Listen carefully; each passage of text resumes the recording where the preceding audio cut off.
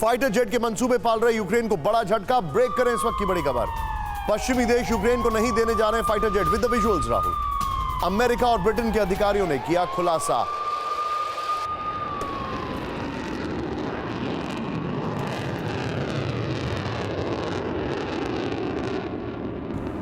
Short term जंग के लिए नहीं दे सकते फाइटर जेट। यह बड़ी खबर मैं आपको बता रहा हूं। सीधे आइए इसकी बिग वॉल पर। राहुल, यूक्रेन को नहीं मिलेंगे फाइटर जेट। यह बहुत बड़ी खबर है। यूक्रेन को नहीं मिलेंगे फाइटर जेट। क्या खबर है? सिर्फ बॉल रखेंगे। यूएस और यूके ने यूक्रेन को फाइटर जेट देने से इनकार कर दिया है। सीएनएन के हवाले से खबर आ रही है। यूक्रेन को अभी फाइटर जेट देने की जरूरत नहीं है, जैक सुलिवन अमेरिकी एनएसए ने कहा है। फिर कम समय की जंग के लिए यूक्रेन को F-16 भेजने की जरूरत नहीं है। अच्छा, इनको लगता है कम समय की जंग है।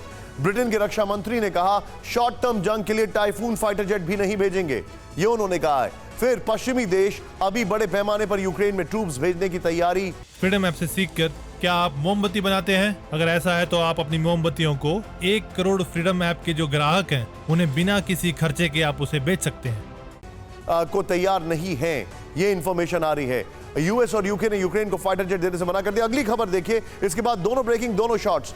यूक्रेन को फिलहाल फाइटर जेट की जरूरत नहीं, ये बड़ी खबर है। फाइटर जेट देने की अटकलों के बीच बोले अमेरिकी राष्ट्रपति। विद द विजुअल्स बाइडेन के। बाइडेन ने कहा यूक्रेन को अभी F-16 नहीं दे सकते हम। फिलहाल उन्हें टैंक, आर्टिलरी और एयर डिफेंस की जरूरत है। एक चैनल को इंटरव्यू के दौरान बोले बाइडेन। ये दोनों ब्रेकिंग और दोनों शॉट्स दिखाइए राहुल। ये दोनों ब्रेकिंग और दोनों शॉट्स दिखाइए।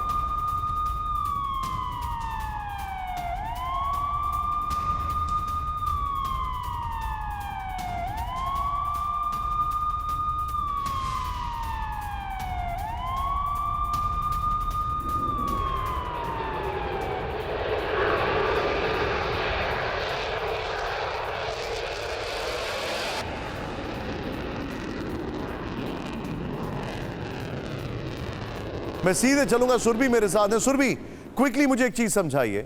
इनको फाइटर जेट नहीं दिए जा रहे हैं, लेकिन ताइवान के पास पूरी की पूरी अमेरिकन फाइटर जेट्स की ही फ्लीट है।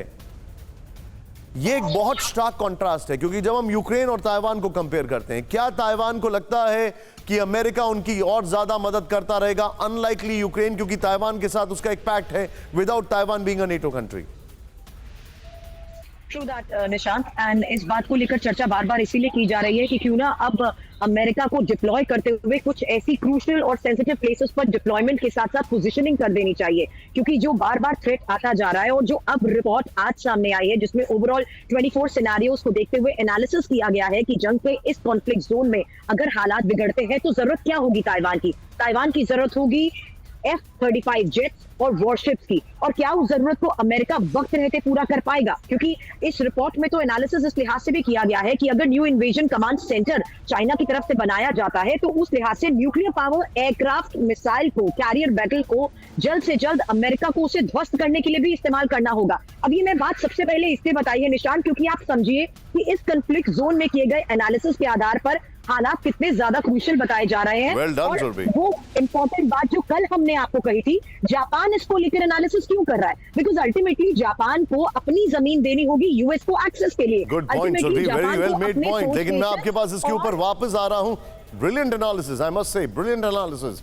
फ्रीडम ऐप से सीखकर क्या आप मोमबत्ती बनाते हैं? अगर ऐसा है तो आप अपनी मोमबत्तियों को 1 करोड़ फ्रीडम ऐप के जो ग्राहक हैं उन्हें बिना किसी खर्चे के आप उसे बेच सकते हैं।